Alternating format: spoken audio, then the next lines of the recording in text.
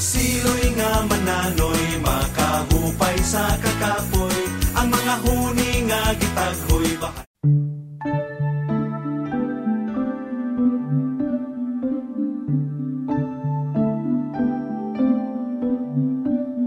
Hello mga suryan, og oras na aron bisitahon ang usa sa ilang mga langob. Kini daw nga langob ginganlan og Maanso Cave. Ngano kaha? Ato ka na mahibaw-an karon. Mga usa ka oras kapin nga lakaw aron maabot ang nahimutangan sa langob. Taas-taas usab nga lakunon apan okay lang kay mabusog imong mata og tan-aw sa green nga palibot dinhi nga ala Jurassic Park. Samtang naglakaw pa ingon sa langob, usa ka unique kaayo nga kabakaba akong nakita. Di ba nindot kayo tanawon? Dili kini basta-bastang makitaan.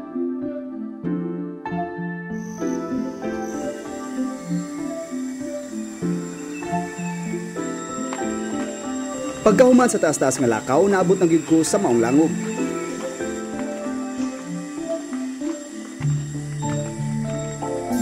Naabot na kita sa Maanso Cave, unya diri ra ta kutob sa maong baba kay di ta kasud kay lawom kayo siya. It's 50 feet deep. Muna nga mura siya sinkhole tan-awon siyang kalapad nga adunay mga stalactites. Nya at the same time makita pug kadaghan kay kulabyaw nga namuyo dinhi sa maong langob. Nya gitawag siya Maanso kay literally namahog yung anso tungod sa mga ihi sa kulabyaw.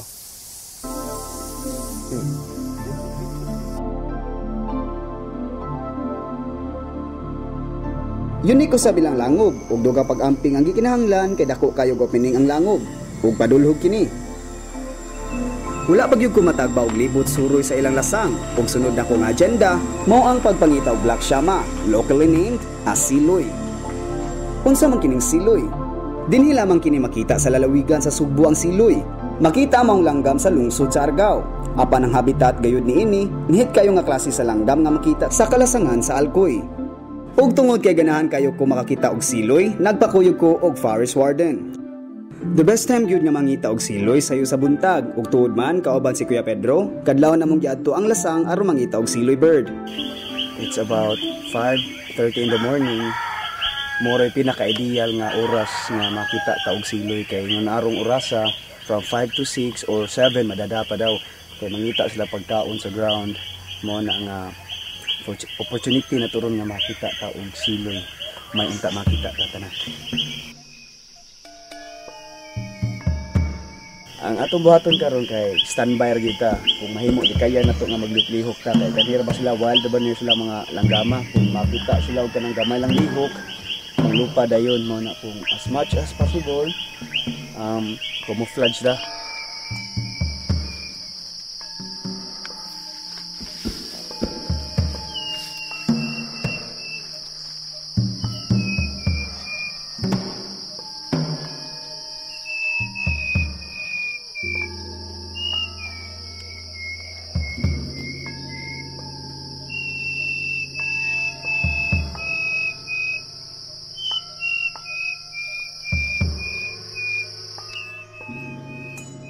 Black Shama or Siloy are territorial creatures.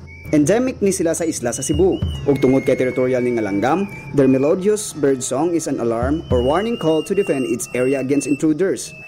See, asa man ka makakita nining klase nga langgam. Dili nimo makitaan sa ordinaryong lugar kay ang Siloy maulawon ug secretive. Kasagaran sila makitaan sa lowlands and forest foothills. Mauna nga it's best time to protect the forest kay puloy-anan kini sa mga nagkalain-laing land creatures. Ang Black Shama god kuan man na kay siya nga langgam. Ang oras ana niya alapasonon kayo kay buntag sayo ang mas labing maayo kay alas 5 hantod sa alas 6 hantod alas 7 mo pa na siya active kay ini kaabot og alas 8 busog di na siya active kay busog na siya. Kada mga inana oras alas 5 hantod alas 6 meaning nangita pa na sila pagkaon na ato gyud sila pero may makitaan bisag asa. Makita na to na siya sa ilahara po nga teritoryo. Kay og kana nga higayon na musulod ka silang teritoryo unya di pa sila busog mangaway na sila kay di sila pahilabot sa ilahang pagkaon. Nga mga 8 na or lapas na. Kana Maglisod kay na ta. maglisod na ta kay busog naman kay na sila Mas nya. mayo sa buntag yun. Say sa buntag yun.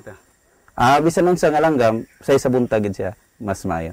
Para sa katunggan nga mo so kinsa man ang kontakto nila o unsa lang buhaton, first step lang buhaton para makaanhi sila. Ang ilang buhaton, ang amo lang gikuan sa tanan gyud sa mga bisita nga muagi sila sa LGU, dayon mananghid sa PO, People's Organization namo sa Kimwilbe, nga kapunungan sa Yutang Losangnon dinhi sa Bululakaw. Dayon ang Kimwilbe na mo pahimutang kung kinsa ang mga tao nga mugay nila.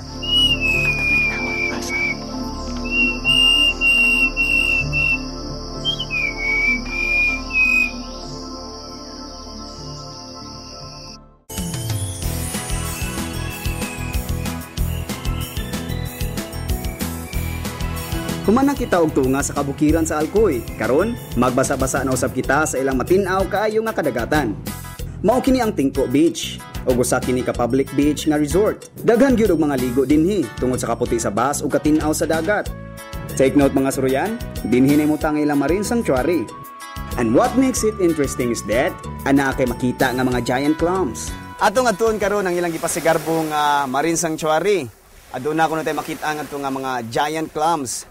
Giresid ni sa UP Marine Science Institute. Nya ilang gisuwayan daw kung mabuhi ba diri, but eventually nabuhi man daw. Mga dagko na kuno kayo mao natong tan-awon karon. Tara. Samtang nagsakay sa bangka, makapanamin ka sa katinaw sa dagat. Naabot na ta sa Marine Sanctuary nya tungod sa katinaw sa tubig makita nato ang mga giant clams dara. With excitement, nidive ko sa dagat aron saksihan kining marine life sa ilaw mismo. Time to snorkel. Let's go.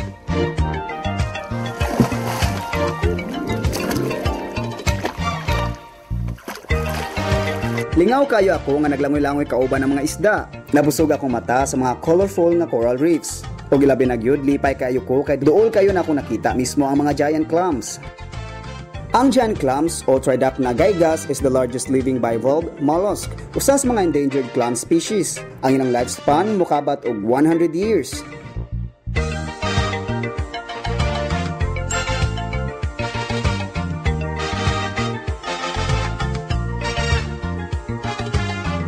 Walay sama ang ako na experience.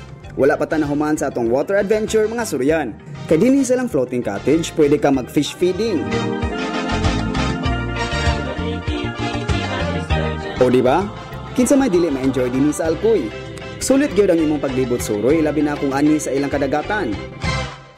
Humanata sa lasang, kadagatan ug nabusog ta sa atong mga nakita. Ganahan pa mukaon og bugnaw. Human sa atong pagbasa-basa ug pagpainit karon ato na pud tilawan ang ilang gipasigarbong kamote ice cream dinhi sa lungsod sa Alcoy. Lamian na, masustansya pa.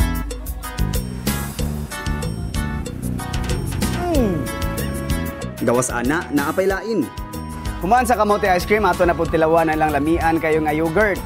Healthy kayo ni siya kay walay preservatives. Ug kamo mo bisita dinhi sa lungsod sa Alcoy, ayaw gyud ninyo sipyata. Paghapit sa Jimka Cooperative, adto ninyo mapalit.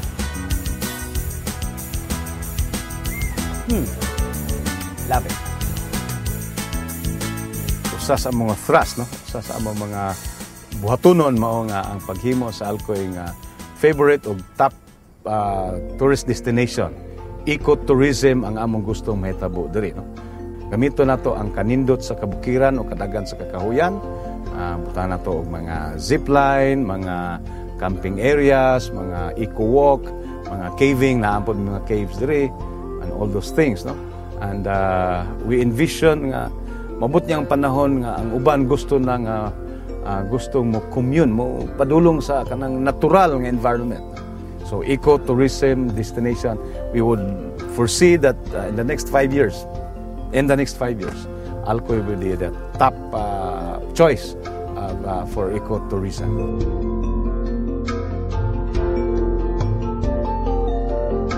Dinhi sa Alcoy sa ka one of a kind adventure ako na experience. Ang ayan lamang nga mapasigrabon ang katawhan dinhi tungod sa mga talagsaong gasa sa kinayahan nga imo makita dinhi. Talagsaong experience mao kana ako masulti as I wander around Alcoy. Tungod usab sa mga talagsaon na akong mga nakita, like endemic cinnamon tree, endemic red lawaan tree, o ang endemic black shama o siloy, and one of a kind, giant clams. Busa mga suryan, kung gusto mong makasuway ug talagsaong kasinatian, visit Alcoy. Ako si Matt, hangtod sa sunod destinasyon, dinhilang sa atong programa nga para gyud nato mga lagan, nga ganahan og hilig kayo mag suroy-suroy.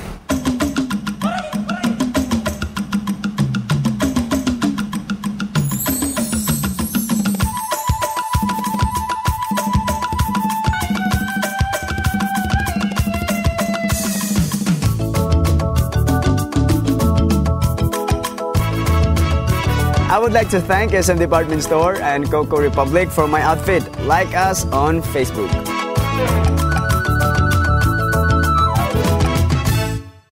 Kanyo tanan din na amo kamong gi-invite, gi-imbitar kamo namo sa pagsuroy-suroy diri sa lungsod sa Alcoy.